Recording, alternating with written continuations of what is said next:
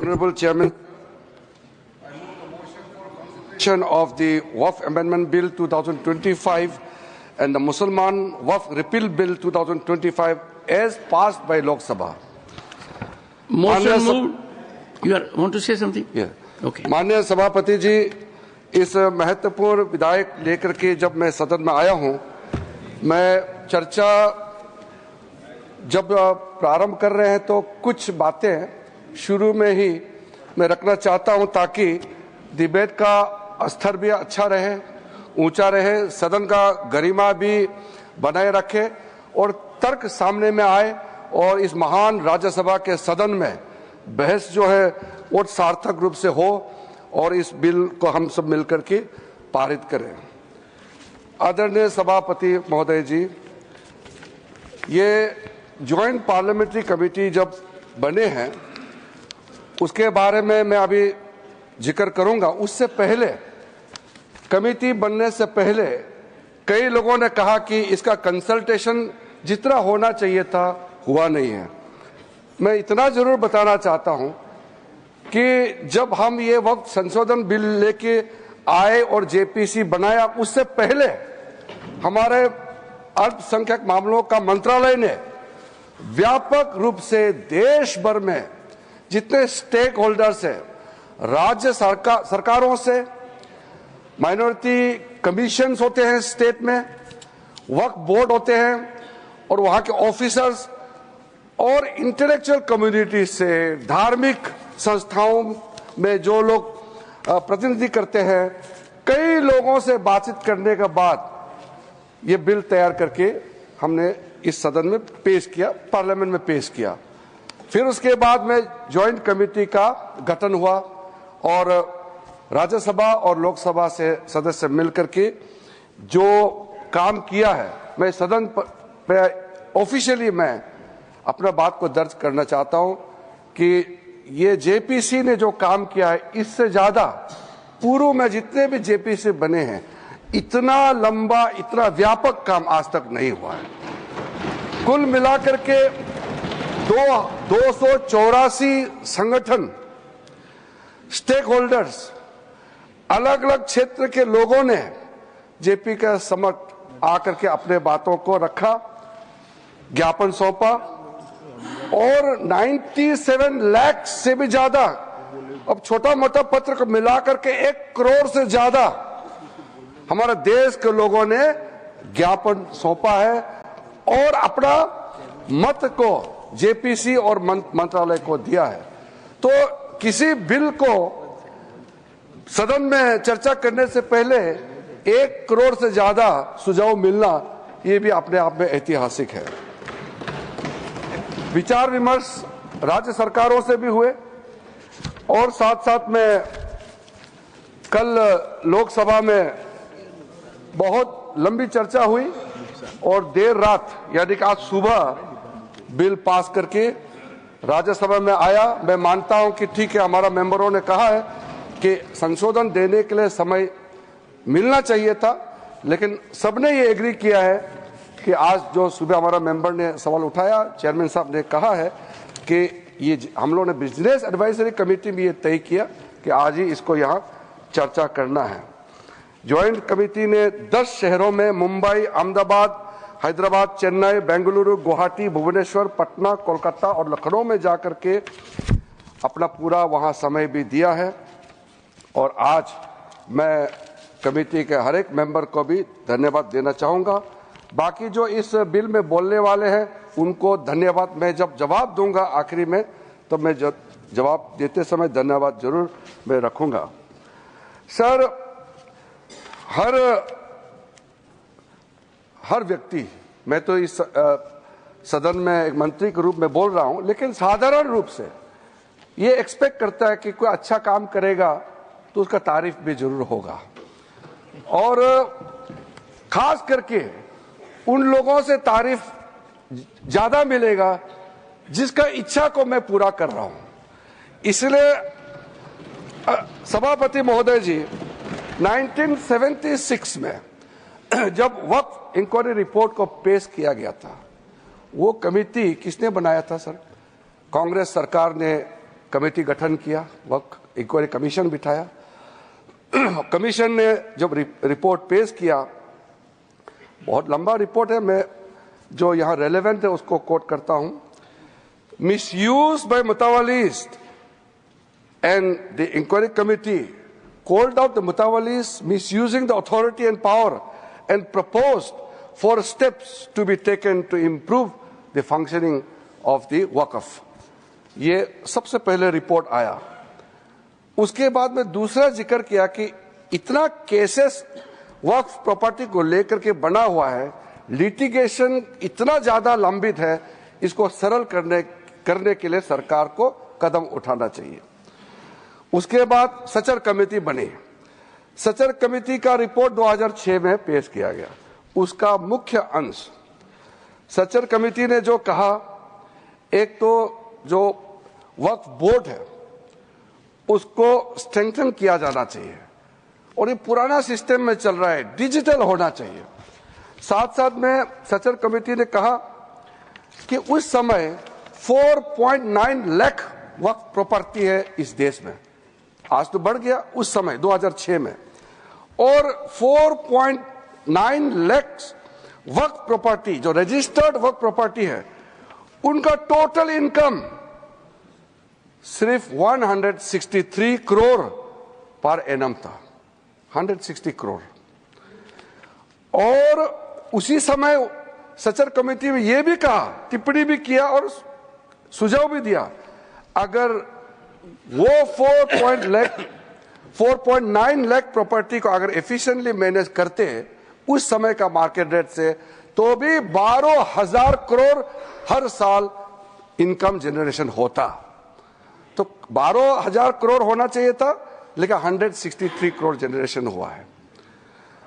फिर उसके बाद में हम लोगों ने आकलन किया, आज का दिन में 8.72 लाख जो प्रॉपर्टी है इतना बढ़ गया, उसका तो हम हिसाब भी नहीं लगा सकता है, और मुझे हिसाब भी लगा के आंकड़े पेश नहीं करना चाहिए, क्योंकि मार्केट का अपना अपना एक फॉर्मूला होता है। लेकिन एक कॉमन सेंस है कि अगर सचर कमेटी 4.9 लाख प्रॉपर्टी को अनुमान लगाया 12,000 करोड़ इनकम होना चाहिए, तो आज उसको आप आज के समय मार्केट रेट में हिसाब लगा करके आप अनुमान लगा सकते हैं। सचर कमेटी ने यह भी कहा, सेंट्रल वक्फ काउंसिल में और स्टेट वक्फ बोर्ड में और ब्रॉड बेस करके इंक्लूसिव होना चाहिए। ये बंद कमरे में कुछ लोग बैठा है ऐसा लग रहा है, इसको खोलना चाहिए, ब्रॉड बेस करना चाहिए। साथ साथ में सेक्रेटरी जो सेंट्रल वक्फ काउंसिल और स्टेट बोर्ड है उसका स्तर सीनियर लेवल होना चाहिए। उस समय under secretary, deputy secretary rank का था, उसको कहा कि ज्वाइंट सेक्रेटरी, एडिशनल सेक्रेटरी का रैंक ऑफिसर को नियुक्त करना चाहिए। और साथ में सर, बच्चों और महिलाएं के लिए, महिलाएं और बच्चों के लिए स्पेसिफिक कदम उठाना चाहिए। इस सचर कमेटी ने उस समय रिकमेंडेशन किया। और उसके बाद एक ज्वाइंट पार्लियामेंट्री कमेटी का गठन हुआ, जिसका अध्यक्षता के रहमान खान ने किया। और के रहमान खान जी अल्पसंख्यक मामलों का मंत्री भी रहा है, वरिष्ठ सदस्य थे। उन्होंने फिर पूरे ऑल पार्टी का सदस्य का एक जेपीसी हेड किया, उसमें कई मुद्दे उन्होंने रखे हैं और रेकमेंड किए हैं। मैं मेन वाला को यहाँ पॉइंट आउट करना चाहता हूँ। एक तो उन्होंने पॉइंट आउट किया कि जो इंफ्रास्ट्रक्चर है वक्फ बोर्ड का, वो काफी नहीं है, और मैन पावर और फंड बहुत ही मीगर है, कम है, छोटा है, वो काफी नहीं है। दूसरा कहा कि ऐसा लगता है कि सारा जो झंझट है वो मुतावली पे केंद्रित है। मुतावली को कैसे अपॉइंट करना चाहिए, कैसे हटाना चाहिए, सारा विषय वही केंद्रित है। इसको भी पॉइंट आउट किया है।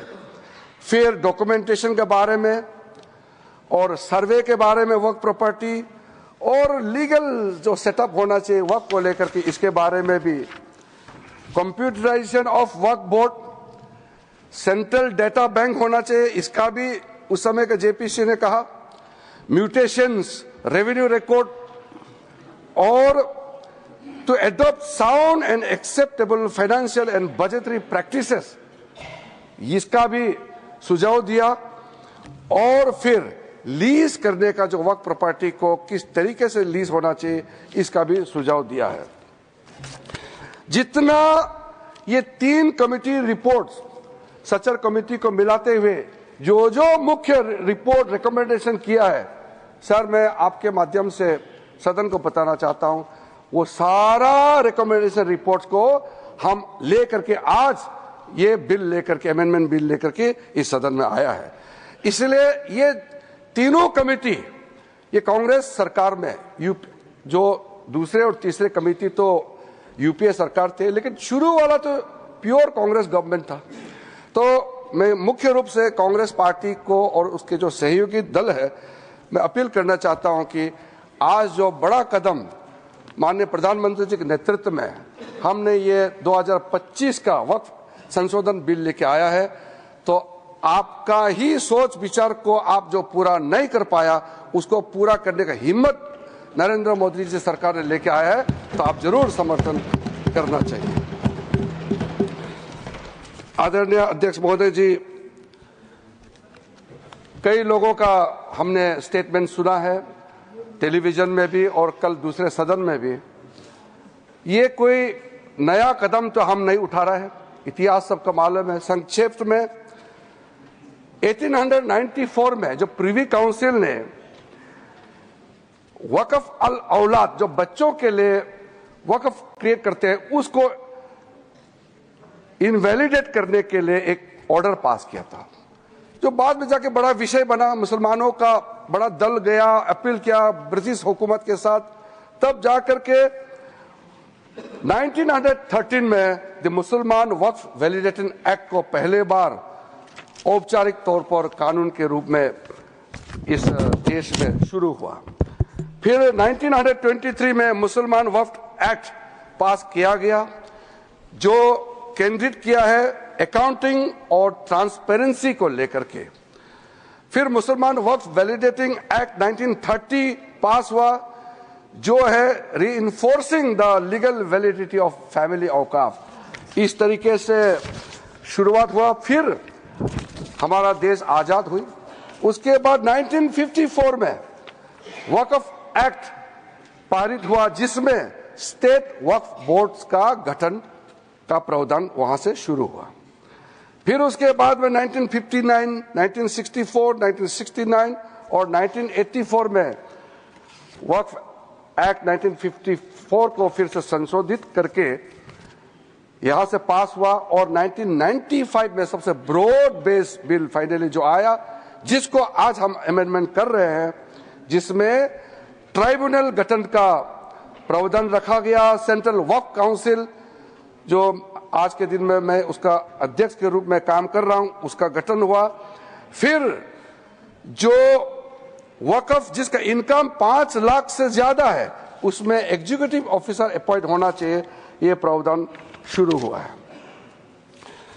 अध्यक्ष महोदय जी, ये जब चल रहा था, समस्या तो है, सबको मालूम है, और कमेटी का रिपोर्ट का भी मैंने जिक्र किया, लेकिन ऐसा क्या हुआ जो हमको ये एक मेजर अमेंडमेंट आज लेके आना पड़ा। 2013 में यूपीए सरकार था और चुनाव सर पे था, चुनाव आने वाला था। उसमें यूपीए सरकार ने कदम उठाया कि कुछ बदलाव लाना चाहिए। उस समय सर यूपीए सरकार ने जो चेंजेस लाया है, उसको मैं थोड़ा सा कंपेयर करके बताना चाहता हूं। उस समय भी जेपीसी गठन हुआ, आज भी जेपीसी बनी है। फर्क क्या है सर? उस समय का सेलेक्ट कमेटी में 13 मेंबर थे और इस बार के जेपीसी में 31 मेंबर्स। उस समय का सेलेक्ट कमेटी का टोटल सीटिंग हुआ 22 बार, इस बार का जेपीसी का टोटल सीटिंग हुआ है 36। उस समय total delegation organisation stake holder जो सेलेक्ट कमेटी के सामने में पेशकश हुआ 18 और इस बार 284। उस समय 14 राज्य और केंद्र शासित प्रदेशों से चर्चा हुई। इस बार 25 state board, state government, 5 minority commission और कई विधायक एमपी, तो उसका हिसाब ही नहीं है। टोटल मेमोरेंडम रिसीव किया उस समय 32 और इस बार का तो मैंने पहले बता दिया 97,27,772 प्लस अनौपचारिक रूप से हमारा मंत्रालय में भी लाखों की संख्या में हमने रिसीव किया है। उस समय का सेलेक्ट कमेटी कहां विजिट किया? ले, जम्मू, श्रीनगर। उस समय ये तीनों एक ही स्टेट था। ले अभी यूनियन टेरिटरी हो गया, जम्मू, श्रीनगर। और इस बार कहां विजिट किया मैंने आपको नाम पहले ही बता दिया, किस किस शहरों में इस कमेटी ने विजिट किया है। अध्यक्ष महोदय जी, जब हम लोग महत्वपूर्ण बिल पर चर्चा कर रहे थे, थोड़ा सा बैकग्राउंड संदर्भ को भी रखते हुए मैं बात को रखना चाहता हूं।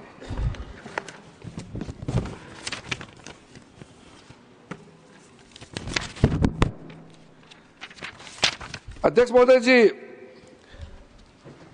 यहां कहा गया है कि हम जो कदम उठा रहे हैं मुसलमानों को नुकसान होगा। कई लोगों ने कहा यह अनकॉन्स्टिट्यूशनल है, गैर कानूनी है और मुसलमानों का हक छीना जा रहा है। अलग अलग तरीके से लोगों ने अपना बात को रखा है। ठीक है, बात रखने का अधिकार है, लेकिन मैं बहुत ही साफ तरीके से ये सारे जो आरोप लगाए हैं उसको मैं खारिज करना चाहता हूं।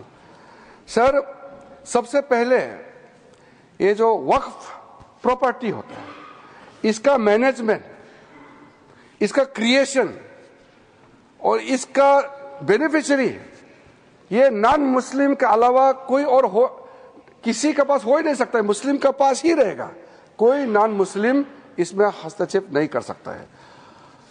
जो वाकिफ होता है वो एक मुसलमान ही होता है और जो औकाफ बन जाता है वो प्रॉपर्टी क्रिएट हो जाता है, उसको मैनेजमेंट कौन करता है? मुतावाली, वो भी मुसलमान ही होना पड़ता है। और किसके लिए वक्फ क्रिएट करता है? 3 पर्पस के लिए। धार्मिक, रिलीजियस पर्पस, अच्छा काम के लिए, पायस, भगवान के नाम के लिए, बच्चों के लिए, महिलाओं के लिए, गरीबों के लिए, तो वो मुस्लिम ही होगा। तो यहां यह सवाल ही नहीं उठता है कि नॉन मुस्लिम, मुस्लिम धार्मिक भावना और धार्मिक व्यवस्था या वे किसी भी तरीके से मुस्लिम प्रॉपर्टी में, मैनेजमेंट में नॉन मुस्लिम हस्तक्षेप कर रहा है, यह सवाल ही नहीं उठता है। तो इसलिए मैं बहुत क्लियर करना चाहता हूं, ताकि हमारा जब डिबेट का जब सिलसिला शुरू होगा तो सुझाव हमको चाहिए कि वक्फ मैनेजमेंट में, प्रॉपर्टी मैनेजमेंट में वक्फ बोर्ड को और ताकत बनाने में क्या क्या और काम करना चाहिए, ये सुझाव हमारे माननीय सदस्यों से मिल सके। जो इंसान, जो मुसलमान अपना प्रॉपर्टी को ट्रस्ट के माध्यम से अगर चलाना चाहता है वो चला सकता है, उसके लिए कोई बंधन नहीं है। वक्फ एक्ट के अंदर में ये पूरा छूट दिया गया है। अगर आप वक्फ बोर्ड के माध्यम से चलाना चाहते हैं आपको पूरा इसके लिए इजाजत है। तो चैरिटी कमिश्नर जितना ट्रस्ट प्रॉपर्टीज को देखते हैं, निगरानी करते हैं, व्यवस्था को चेक करता है, उसी प्रकार से वक्फ बोर्ड जो है वक्फ प्रॉपर्टी को सही तरीके से चला रहा है कि नहीं, ये निगरानी करने के लिए वक्फ बोर्ड बनाया गया है। वो वक्फ प्रॉपर्टी को चलाने के लिए नहीं है। इसलिए ये बात को हम बहुत ही अच्छे तरीके से अगर समझ लेंगे तो बाद में हमारा चर्चा का स्तर भी वो ज्यादा अच्छा रहेगा। हमने सर जो प्रावधान किया है, बेसिकली ट्रांसपेरेंसी को, अकाउंटेबिलिटी को, एफिशिएंसी को, ये 3 बड़ा पैमाना है। जवाबदेही तो होना चाहिए, क्षमता होना चाहिए, पारदर्शिता होना चाहिए। तो ये 3 जो व्यवस्था है, ये हमारा पूरा एक्सरसाइज जो है इस पे केंद्रित होता है। आर्टिकल 25, 26, 30 का हवाला देकर के कई बार लोगों ने हमारा खिलाफ, इस बिल का खिलाफ, इस प्रस्तावना के खिलाफ में लोगों ने कहना शुरू किया है। तो मैं आज जरूर इसका जवाब देना चाहता हूं कि हम किसी का धार्मिक भावना को चोट पहुंचाने के लिए नहीं है। एक मुसलमान वक्फ क्रिएट कर सकता है। आप सबसे जो छोटा आप जो क्रिएट करता है फितरा, सबसे छोटा सर, वो हर मुसलमान, गरीब से गरीब मुसलमान भी क्रिएट करता है। ज़कात आप क्रिएट करते हैं, आप देते हैं, दान देते हैं, उसमें कोई किसी को अधिकार ही नहीं है पूछने का कि हिसाब किताब कैसे किया है। ये आपका अंदर का बात है, आपका फेथ है, इसमें हम हस्तक्षेप कैसे कर सकते हैं। इसलिए बिल्कुल ये बात आप बिल्कुल मत बोलिएगा अपना बात रखते समय कि सरकार या कोई गैर मुसलमान के जो कामकाज में उसका तौर तरीके में हस्तक्षेप कर रहा है, ये मत बोलिएगा। वैसे तो कोर्ट केसेस बहुत है, मैंने दूसरे सदन में भी कोर्ट करके बताया, यहां मैं फिर से इसको दोहराना चाहता हूं ताकि कोर्ट ने क्या रूलिंग दिया है वो भी क्लियर हो जाए। सैयद फजल पुकाया तंगाल वर्सेस यूनियन ऑफ इंडिया में केरला हाईकोर्ट ने जो ऑब्जर्वेशन और ऑर्डर पास किया उसमें कहा गया है, high court, the Waqf board is a statutory body, pure and simple. It is not a representative body of the Muslim community. Waqf property है। इसलिए कोर्ट का जजमेंट बहुत साफ साफ हमारे सामने में दिखाई देता है। इलाहाबाद हाई कोर्ट का जजमेंट है, Hafiz Mohammad Zafar Ahmad versus UP central Sunni board of Waqf. क्या कहा गया है उसमें?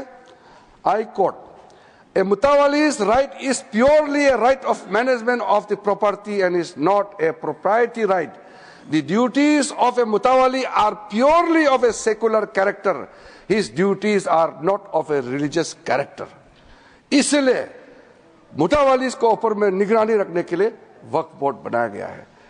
Tilkayat Shri Govindlalji Maharaj versus state of Rajasthan, उसमें कहा गया है, मैं कोट करता हूं, right to manage the properties of the temple is purely a secular matter and can not be regarded as a religious practice. Property का मैनेजमेंट के बारे में इतना क्लियर कोर्ट ने कहा है, कई केसेस है, मैं बहुत कम आपके सामने में साइट कर रहा हूं। अब मैं 2013 के बारे में आपको बताया, अब उसको थोड़ा सा अंदर घुस के आपको बताऊंगा और आपको भी सुन करके लगेगा कि आज कितना जरूरी था आज जो संशोधन बिल लेकर के हम यहां आया है। 2013 में ये जो कमेटी वगैरह जब बनाया, 5 मार्च 2014 में कमेटी 13 में गठन हुआ और पारित हुआ दोनों सदनों में। फिर 2014 5 मार्च को, यानी कि 25 दिन पहले इलेक्शन एकदम नोटिफाई होकर के कोड ऑफ कंडक्ट लगने ही वाला है, तब हनन फनन में उस समय के यूपीए सरकार ने देश का राजधानी दिल्ली के अंदर में सबसे प्राइम प्रॉपर्टी 123 प्राइम प्रॉपर्टी को डी नोटिफाई करके दिल्ली वक्फ बोर्ड को सौंप दिया है। ये प्रॉपर्टी किस मिनिस्ट्री में आता था? Housing and urban affairs ministry का अंदर में आता है।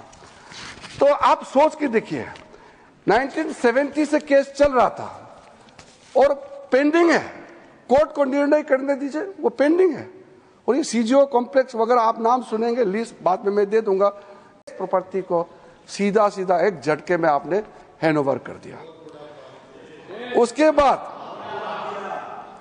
बाद 2013 अमेंडमेंट में आपने क्या कहा? कोई भी आदमी वक्फ क्रिएट कर सकता है।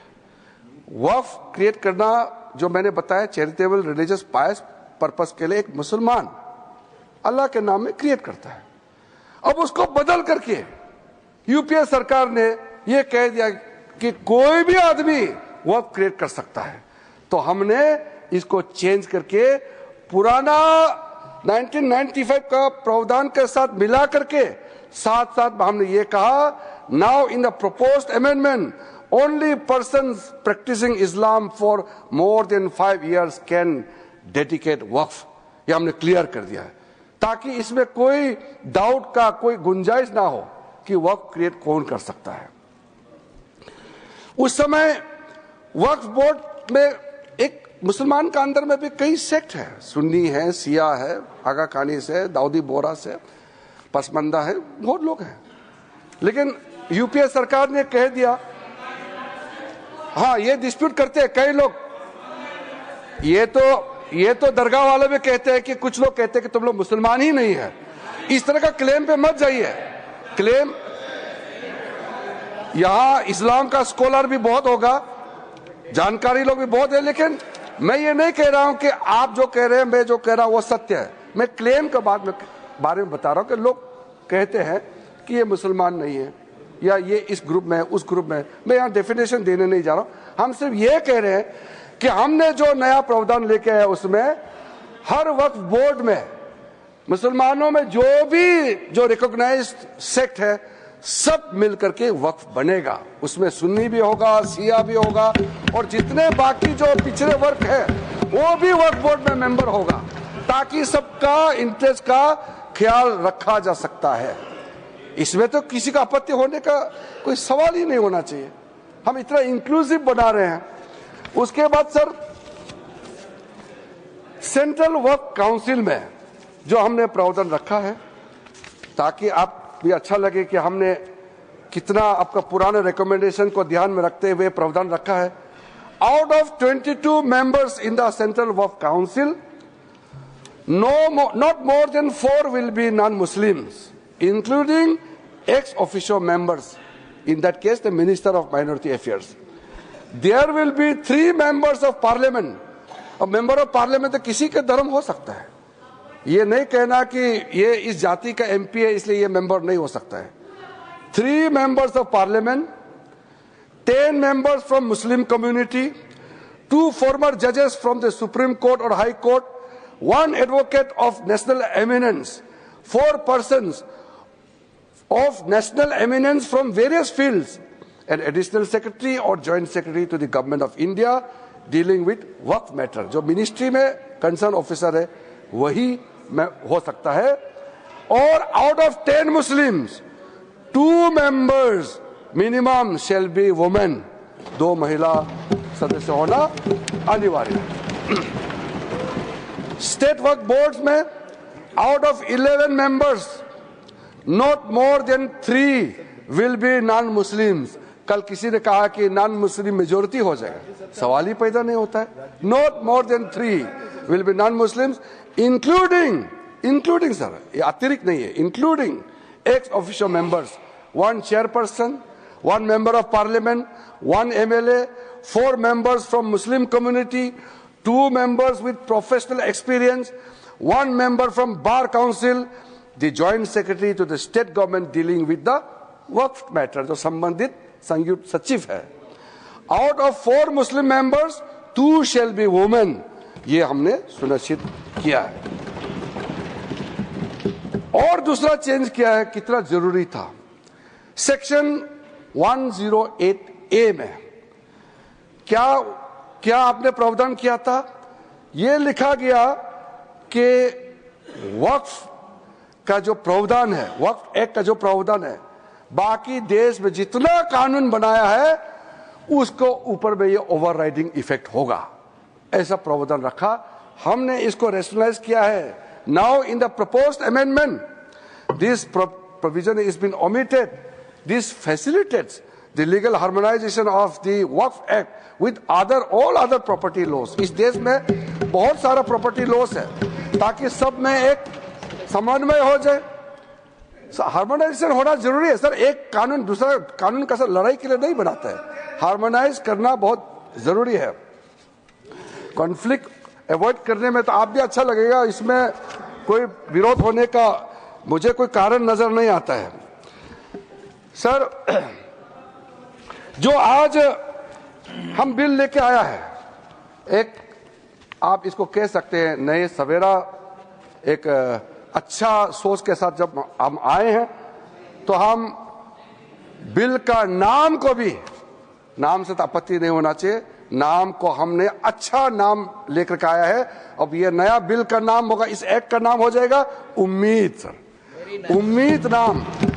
अब उम्मीद से तो आपका कोई एतराज तो नहीं होना चाहिए। अब उम्मीद रखने का पीछे कारण है unified Waqf management empowerment efficiency and development. अब सर इसमें यूनिफाइड हम कहां से शुरू किया, पूरा जो व्यवस्था है उसको हमने यूनिफाई किया है। कलेक्टर का रोल से लेकर के सर्वे, रजिस्ट्रेशन, म्यूटेशन, इंक्रोचमेंट और जितना भी जो मैटर है उसको अब पारदर्शिता के साथ जब हमने यूनिफाइड एफर्ट डाला है to overcome the issues which were pending for such a long time, तो इसको हमने यूनिफाइड एफर्ट के साथ में आया है। और एम्पावरमेंट का जब बात होते हैं तो डाइवर्स सोशल ग्रुप जिसको मैंने जिक्र किया है, चाहे वो सुन्नी हो, चाहे शिया हो, चाहे वो आगा खानीस हो, पसमानदा मुस्लिम हो, बैकवर्ड मुस्लिम्स का कोई भी डेफिनेशन में आप देख लीजिए, वुमेन हो और बाकी कोई भी हो, हम चाहते हैं कि सबको डिसीजन मेकिंग का बॉडी में जगह मिलना चाहिए, इसलिए सबको एम्पावरमेंट कर रहे हैं। एफिशिएंसी को हम इंक्रीज करने के लिए टेक्नोलॉजी का इस्तेमाल करने का भरपूर इसमें प्रावधान किया गया है। अब सेंट्रलाइज डेटाबेस होगा, डिजिटल पोर्टल होगा जो हमारा मंत्रालय में होगा, जो सारा स्टेट बोर्ड के साथ में लिंक होगा, लाइव होगा। वक्फ प्रॉपर्टी का कंटिन्यूसली रजिस्ट्रेशन, ट्रैकिंग, कंप्लायंस, पूरा मैनुअल अगर गड़बड़ होता है उसका भी ट्रैकिंग करने के लिए ब्यूरोक्रेटिक डिले हो रहा है, किसके टेबल में डिले हो रहा है उसका भी जांच करने के लिए पूरा व्यवस्था करके हमने एफिशिएंसी को टारगेट दिया है। और आखिर में डेवलपमेंट, जो मैंने आपको बताया कितना करोड़ हम इनकम जनरेट कर सकते हैं, इसलिए जो development of the Waqf property को मैं बहुत महत्वपूर्ण मानता हूं। मैंने कल भी इस बात को बताया है कि दुनिया का सबसे ज्यादा वक्फ प्रॉपर्टी हिंदुस्तान में है। और कई लोगों ने कहा कि डिफेंस, रेलवेज के बाद तीसरा डेटा बैंक देखा जाएगा तो वक्फ प्रॉपर्टी, जो लैंड प्रॉपर्टी जो है वक्फ बोर्ड के पास है। मैं उसको थोड़ा संशोधित करके बताना चाहता हूं, ये तीसरा नहीं है। दुनिया का सबसे ज्यादा लैंड प्रॉपर्टी नंबर 1 वक्फ बोर्ड के पास है हिंदुस्तान में, ये थर्ड नहीं है। क्योंकि डिफेंस और रेलवे को आप प्राइवेट प्रॉपर्टी के हिसाब से आप इसको गिनती नहीं कर सकता है, ये देश का प्रॉपर्टी है। इसलिए जब इतना प्रॉपर्टी हमारा देश में है, इसमें किसी को आपत्ति नहीं होना चाहिए। लेकिन आपत्ति तब होता है जब दुनिया का सबसे ज्यादा प्रॉपर्टी मुसलमानों के नाम में वक्फ प्रॉपर्टी हमारे देश में है और करोड़ों जो हमारे बहनाई हैं, गरीब मुसलमान हैं, उसको कोई फायदा नहीं मिल रहा है इतना प्रॉपर्टी। तो ये प्रॉपर्टी किस काम का? करोड़ों का प्रॉपर्टी कोई, मैं तो देखा हूं, मैं ये मंत्रालय संभालने का बाद भी और पहले भी कई वक्त प्रॉपर्टी है या संस्थाएं हैं बाहर में, बहुत गरीब अवस्था में भीख मांगने वाला भी मैंने देखा है। क्यों काम नहीं आ रहा है?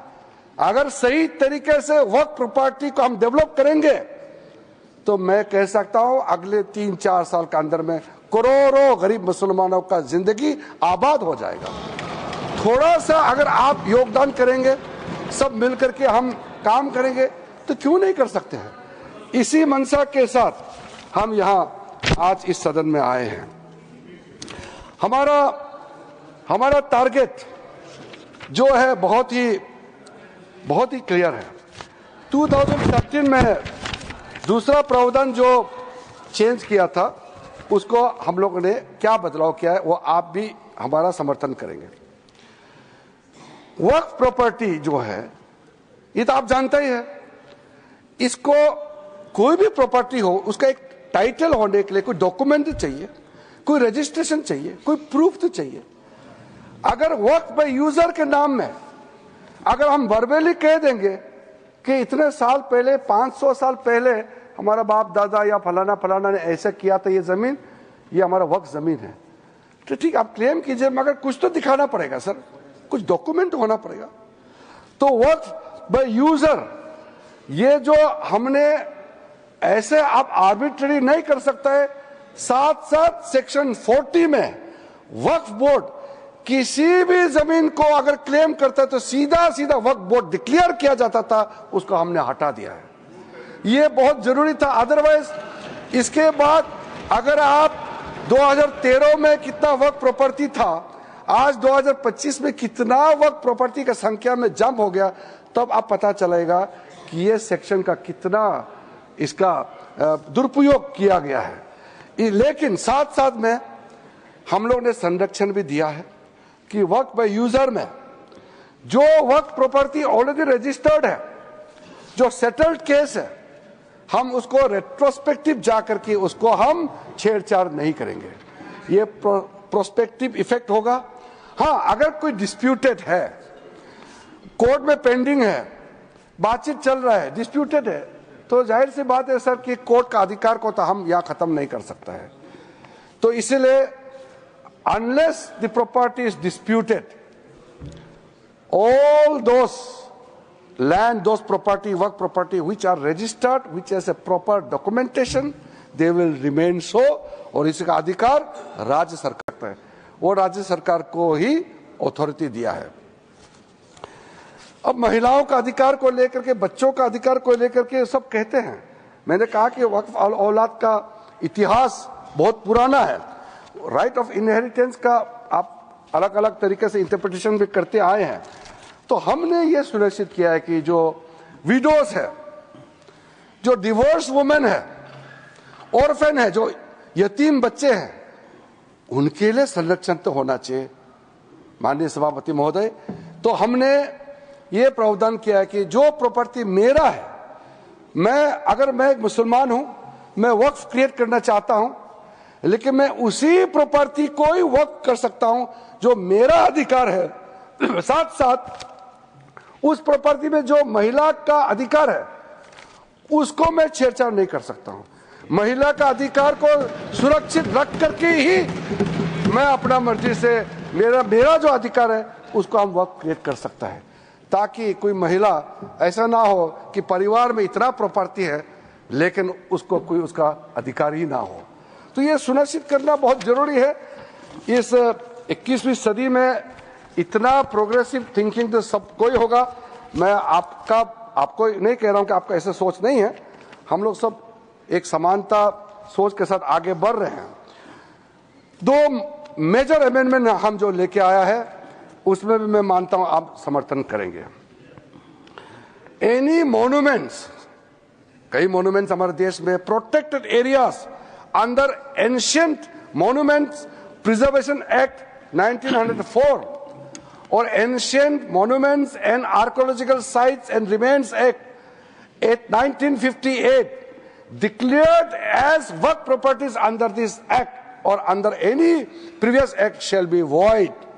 कोई हमारा आर्कियोलॉजिकल साइट जो हमारा राष्ट्र का प्रॉपर्टी है, इसको आप छेड़खानी नहीं कर सकता है। दूसरा, हमारा देश में करोड़ों आदिवासी शेड्यूल्ड ट्राइब्स, हम लोग सब मानते हैं कि इंडिजिनियस जो शेड्यूल्ड ट्राइब होते हैं उसका संरक्षण होना चाहिए। तो हमने यहां ये प्रावधान लेके आया है, आप शेड्यूल 5 और शेड्यूल 6 जगह में जहां हमारा स्पेशल प्रोटेक्टेड एरिया है, वहां किसी जमीन को वक्फ प्रॉपर्टी डिक्लेयर नहीं कर सकता है। ये सेक्शन 4 क्लॉज 4 सेक्शन 3E में हमने प्रावधान रखा है। मैं मानता हूं कि हमारा देश में जितने आदिवासी भाई बहन हैं उनके लिए आदरणीय मोदी जी का तरफ से और हम सब का तरफ से ये बड़ा सौगात होगा। सर, ट्राइब्यूनल में हमने कुछ बदलाव किया है। हमारा जॉइंट पार्लियामेंट्री कमेटी का भी सुझाव आया था। अब जो ट्राइब्यूनल बनेगा उसका फिक्स टेन्योर होगा और उसको एफिशिएंसी बढ़ाने के लिए कई हमने स्टेप्स उठाया है। आज का दिन में टोटल जो केसेस पेंडिंग है, लिटिगेंट्स टोटल कितना केसेस है? 14,470 केसेस, नहीं सॉरी सर, 31,000 999 केसेस है, जिसमें मुस्लिम लिटिगेंट्स है 14,470 केसेस। तो 31,999 केसेस जो पेंडिंग है। तो हम ये समझते हैं कि ट्राइब्यूनल को मजबूत कराना बहुत जरूरी है। हमने 2 मेंबर प्रपोज किया था, जेपीसी में कहा गया कि 3 मेंबर होना चाहिए, उसको हमने एग्री करके 3 मेंबर बनाया और 1 member having knowledge of Islamic law and jurisprudence for better functioning of the tribunal. और दूसरा सर, द कंपोजिशन ऑफ वर्क tribunal has been expanded to both serving and retired officials, each serving for a fixed tenure of 5 years. Tenure को 5 years fix किया है, from the date of appointment or until they attain the age of 65 years, whichever is earlier. Section 84 clause 4 में हमने ये बहुत clear से प्रावधान रखा है। एक इंपॉर्टेंट हमने प्रावधान रखा है, राइट टू अपील। इसमें कई लोगों ने डिस्प्यूट भी किया है, मैं क्लियर करना चाहता हूं। पहले क्या कर दिया था आप लोगों ने मतलब प्रीवियस यूपीए सरकार ने, राइट टू अपील, अगर ट्राइब्यूनल से आपको निजात नहीं मिल रहा है, ट्राइब्यूनल में आपका सुनवाई नहीं हो पाया, तो आप कोर्ट नहीं जा सकते हैं। ओनली रिव्यू पिटीशन में आप जा सकते हैं, जो बहुत ही सीमित दरवाजा खुला होता है रिव्यू पिटीशन। आप तो सर, आपसे ज्यादा कौन समझ सकता है उसमें आम आदमी कहाँ रिव्यू पिटीशन जा करके ये सब चक्कर खात के घूमते रहेंगे। इसलिए हम ये मानते हैं कि right to appeal must be the substantive right, इसलिए हमने ये दरवाजा खोल दिया है। अगर ट्राइब्यूनल में आपको आपका हक नहीं मिला तो आप अपील कर सकते हैं, सिविल रिट आपका अपील करके किसी भी जगह में आपको जाने के लिए क्यों रोका जाना चाहिए। इसलिए हम ये मानते हैं कि जब हम ये अपील प्रोविजन रखा है तो ट्राइब्यूनल भी जल्दी जल्दी काम करेगा, कोर्ट भी जल्दी जल्दी काम करेगा, लोगों को भी जल्दी जल्दी न्याय मिलेगा, कहीं किसी का हमने दरवाजा बंद नहीं किया है। एनुअल कंट्रीब्यूशन देते हैं मुतावलिस, आप चिंता मत कीजिए, ये बहुत सोच समझ करके फैसला किया है, इससे कोई समस्या खड़ा नहीं होगा। वक्फ इंस्टीट्यूशन का जो कंट्रीब्यूशन है बोर्ड को देना होता है, पहले 7% होता था, हमने उसको घटा करके 5% कर दिया, ताकि ज्यादा पैसा आप गरीबों के लिए इस्तेमाल कर सके, बच्चों के लिए इस्तेमाल कर सके। आप कहेगा बोर्ड को इतना पैसा देंगे, इसलिए हमने घटा करके वेलफेयर पर्पस में ज्यादा खर्चा करें, इसलिए इसको हमने सीलिंग कर दिया है। सर, लिमिटेशन एक्ट, आप तो जानते हैं लिमिटेशन एक्ट अगर लागू नहीं होगा तो फिर कहां तक जाएगा, कोई सीमा तय कैसे होगा। इसलिए हमने जब ये कानून पारित होगा, सरकार का अगर लैंड है तो उसका लॉ ऑफ लिमिटेशन के हिसाब से 30 इयर्स का प्रावधान रखा है, अगर प्राइवेट लैंड है तो 12 साल का हमने प्रावधान रखा है। मैं मानता हूं कि ये बहुत ही रीजनेबल हमने लॉ ऑफ लिमिटेशन को यहां अप्लाई किया है, और जिस दिन से ये एक्ट पारित होगा, एनफोर्स होगा, उसी दिन से ये हिसाब उसका गिनती शुरू किया जाएगा। सर, जो सेक्शन 40 का मिसयूज होने का कारण से जो एक ऐसा माहौल पैदा हो गया था, मेरे घर में कम से कम कितना डेलीगेशन पिटीशन आ चुके हैं। सेक्शन 40 में वक्फ बोर्ड ने ऐसा ही क्लेम कर दिया। अभी जो न्यूज में भी आपने पढ़ा होगा, केरला में 600 क्रिश्चियन फैमिलीज का, जो वो लोग सब खेती करने वाले लोग हैं, फार्मर्स लोग हैं, किसान हैं, उनका जमीन जो केरला में मुनम्बम केस के नाम से अभी सब लोग ने पढ़ चुका होगा, उसको वहां वक्फ बोर्ड ने क्लेम कर दिया और वो कहीं भी नहीं जा पाया। वो ठोकरे खाते रहे, घूमते रहे, जिसको लेकर के पूरा वहां के जो कैथोलिक बिशप्स काउंसिल है और दिल्ली में भी और अलग अलग कई हमारा क्रिश्चियन संगठनों ने हमको मेमोरेंडम दिया है, प्रेस रिलीज भी दिया है और अपील भी किया है। सारा मेंबर्स ऑफ पार्लियामेंट को अपील किया है। मैं नाम लेकर के सिर्फ केरला एमपीज को मैं दबाव नहीं डालना चाहता हूं मानसिक रूप से। बहुत ज्यादा प्रेशर होगा केरला का एमपीज को। ये तो सबके लिए अपील किया है कि जो बड़े हमारे चर्च के जितने भी बड़े बड़े बॉडीज है उन्होंने अपील किया है कि अपना विवेक का इस्तेमाल करें और सारा मेंबर्स ऑफ पार्लियामेंट इस वक्त अमेंडमेंट बिल को समर्थन करना चाहिए। तो कम से कम चर्च का अपील को तो आप लोग मानिएगा। सर कई केसेस है, उसको तो मैंने कई बार दोहरा चुका है, इसलिए सारा केसेस तमिलनाडु का केस हो या कर्नाटका में जो केस हो या हरियाणा वाला गुरुद्वारा वाला को वक्फ क्लेम करना, कई केसेस है।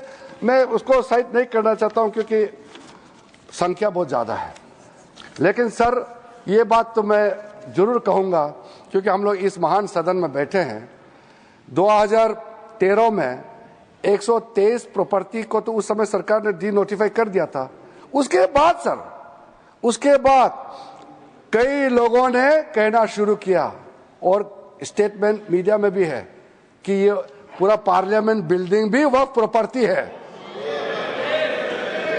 अब सोचिए सर, अगर वो सरकार कंटिन्यू रहता, नरेंद्र मोदी जी का सरकार नहीं आते तो कितना खतरा मंडरा रहा था हमारे सर के ऊपर में, आप सोचिए। तो हम तो देश के लिए सोच समझ करके आज ये बिल लेके आए हैं, तो ये हमारे लिए कोई इसमें एक लाल पैसा बेनिफिट मिलने वाला नहीं है। ये बिल करोड़ों गरीब मुसलमानों को फायदा पहुंचाने के लिए और गलत काम ना हो, गलत तरीके से दूसरा का जमीन को हड़प ना ले, इसको प्रतिबंध लगाने के लिए, रोकने के लिए अच्छा सोच के साथ हम ये बिल लेके आए हैं। अन्य सभापति जी, मैं कहने के लिए बहुत कुछ है क्योंकि ये ओपनिंग है। हमारे यहाँ जितना विद्वान माननीय सदस्य है उनके बातों को मैं सुनने के लिए बहुत इच्छुक हूँ, तो सुनने के लिए मैं तैयार हूँ। हमारे वरिष्ठ माननीय मंत्रीगण भी यहाँ बैठे हैं, हम लोग सब सुनेंगे। तो जेपीसी में जो सदस्य हैं और जो सदस्य नहीं है, सबका सुझाव हम सुनते हुए आखिरी में जैसे हमने टाइम यहाँ दिया है चर्चा के लिए, मैं उसका बारीकी से जवाब देने का कोशिश करूंगा। मैं सिर्फ ही इतना ही अनुरोध करूंगा कि आप ऐसा बात मत बोलिए जिससे हंगामा खड़ा हो जाएगा। ऐसा बात बोलिए जो सुन करके हमारा कानों को भी थोड़ा अच्छा लगेगा। हम बैठ करके सुनने के लिए तैयार है और चर्चा का स्तर ऊंचा होगा। मैं इसी उम्मीद के साथ आप सबको इस महत्वपूर्ण जो उम्मीद का जो हमारा बिल लेकर के आए उसको समर्थन करने के लिए मैं अपील करता हूं।